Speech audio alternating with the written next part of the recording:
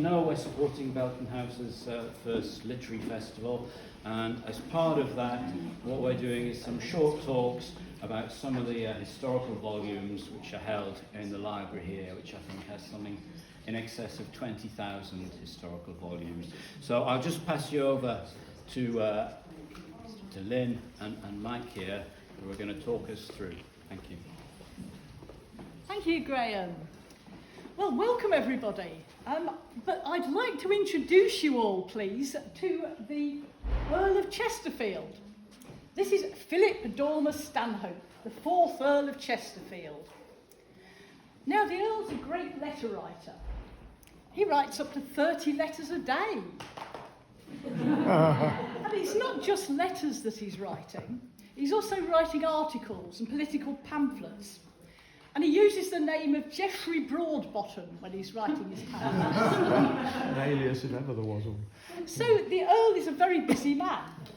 He's a successful politician and he's a diplomat. He's known for his witty speeches in the House of Lords.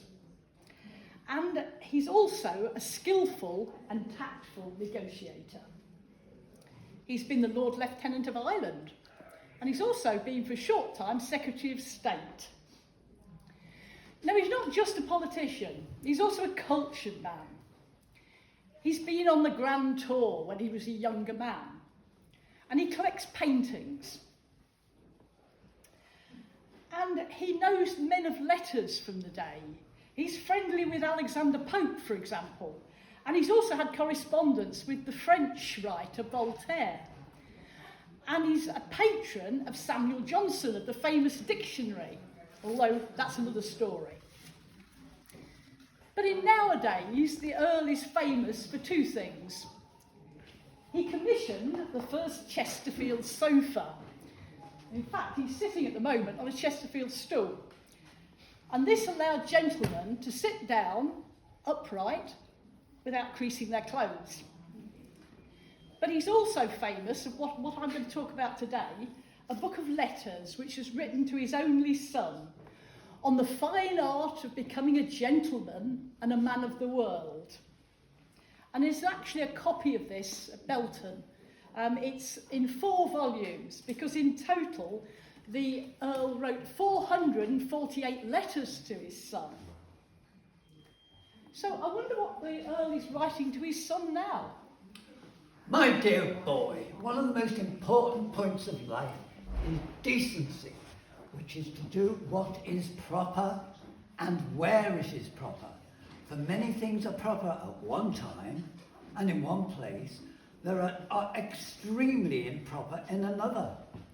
For example, it is very proper and decent that you should play some part of the day, but you must feel it would be very improper and indecent if you were to fly your kite or play at ninepins while you are with Mr. Mater, your tutor. It is very proper and decent to dance. Well, but then you must dance only at balls and places of entertainment. For you would be reckoned a fool if you were to dance at church or at a funeral. So he wrote to his son every day from when the son was 5 years old, right throughout his life. And he's giving him advice on etiquette, he's giving him advice on bad manners and how to avoid them, on his clothes, on his manners, on history, politics and art, on finding a suitable bride, and more of that later, and the importance of dancing well, which for us obviously is very important as dancers, as well as obviously inquiring about his health and well-being. So, did his son take all this good advice? Well, we'll find out about that later. This is what the Earl has to say about giving advice. Advice is seldom welcome, and those who want it the most always like it the least. So there you are. So in 1732, the Earl is in The Hague as an ambassador. And while he's there, he meets a beautiful French woman called Elizabeth du Bouchet. She's well-born, she comes from a distinguished Huguenot family, and she's 29 years old. And when he meets her, she's working as a governess for a noble family.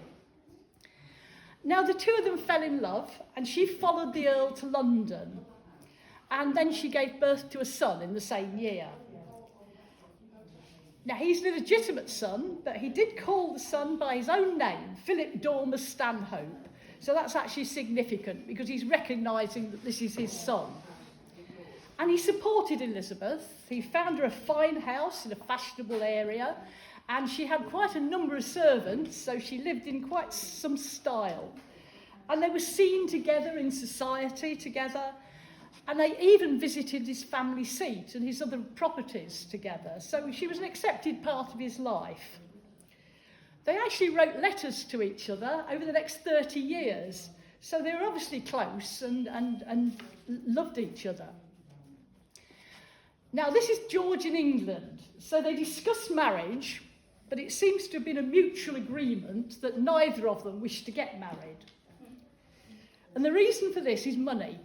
The Earl didn't have a vast fortune, and politics in George in England is a very expensive business, as is one of the Earl's main occupations, which is playing cards.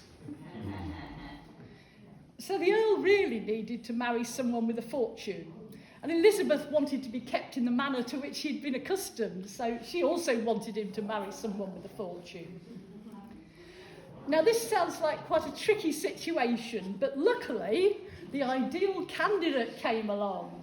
And this is a lady of the name of Petronilla Melusina van der Schlulenberg. That's some name, isn't it? And she was the illegitimate daughter of George II. Now, Melusina had an immense fortune, and her marriage settlement alone was worth £10 million in today's money. And she also had a significant civil list pension. And it was to the mutual satisfaction of both, because Melusina wanted the position in society, because she was an illegitimate woman, and the Earl needed the money. So, what's not to like, really? So they lived apart in their own establishments, and they didn't actually have any children. But Elizabeth continued. Obviously, she was happy to be in the situation she was, and Elizabeth's son, the young Philip, lived with his mother. And the Earl paid for tutors, and he sent him to Westminster School. And then he sent him to Europe for his education and to make good contacts. And the Earl continued to write to his son nearly every day. And he often told him to find a good dancing master wherever he was living, because it was important, not just for the dancing, but from the poise that dancing gave him. My dear boy, next to good breeding is genteel manners and carriage, and the best method to acquire these is through a knowledge of dance. Now, to acquire a graceful air, you must attend to your dancing. No one can sit, stand, or walk well, unless he dances well. And in learning to dance, be particularly attentive to the motion of your arms, for a stiffness in the wrist will make any man look awkward. If a man walks well, presents himself well in company, wears his hat well, moves his head properly, his arms gracefully, it is almost all that is necessary. So the son travelled quite extensively. He was in Germany, he was in France, and he was in Italy.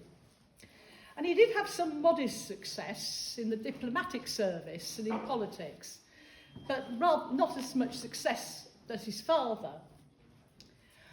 Now, we don't know what the son thought about all this good advice, but we do know that he must have taken his father's advice about avoiding awkwardness, otherwise he wouldn't have been successful as a diplomat.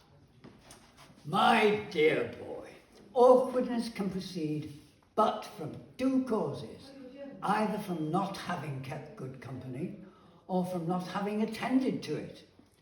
When an awkward fellow comes into a room, it is highly probable that his sword gets between his legs and throws him down or makes him stumble.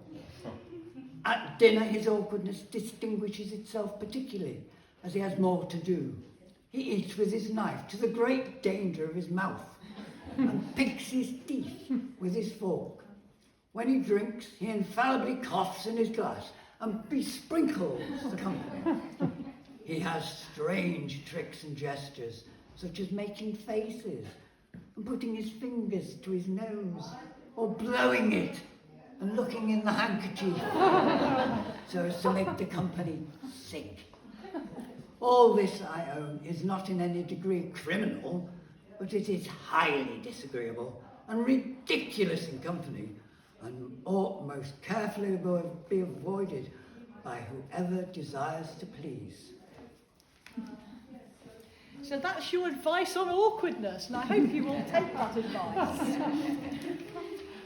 So, sadly, the health of the young Philip was not good, and he died at the age of 36. And the Earl was absolutely heartbroken when he died. However, after he died, the Earl realised that the son hadn't taken his advice about making an advantageous marriage, because several years before, Philip had met a young lady called Eugenia in Rome. She was illegitimate. She was an Irish woman. She was of humble social class, which was the worst crime of all. And she didn't have any money at all. And they'd actually got married secretly, and then the Earl found that he had 2 grandsons. So he provided for the grandsons, but he didn't provide for Eugenia, the son's widow. So when the Earl died, and it's okay, he's very deaf, so he won't hear that. Eugenia didn't have any money, but she had all these wonderful letters. So what she did, she sold them, the rights to them, to a publisher. And the book was published, and it became an immediate bestseller. Everybody wanted to find out how you should be a gentleman. So it came really a manual for living for gentlemen of the era.